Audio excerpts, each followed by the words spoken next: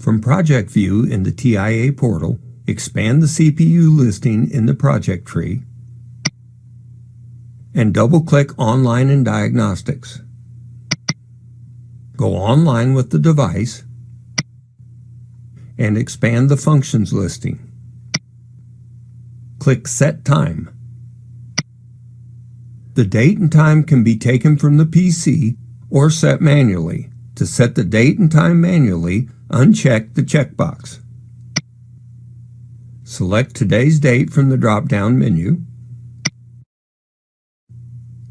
and click the Today button.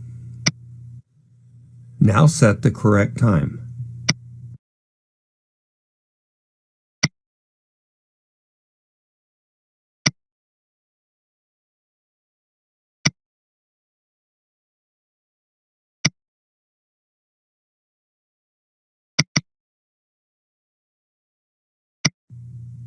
And click Apply to send the new date and time to the CPU.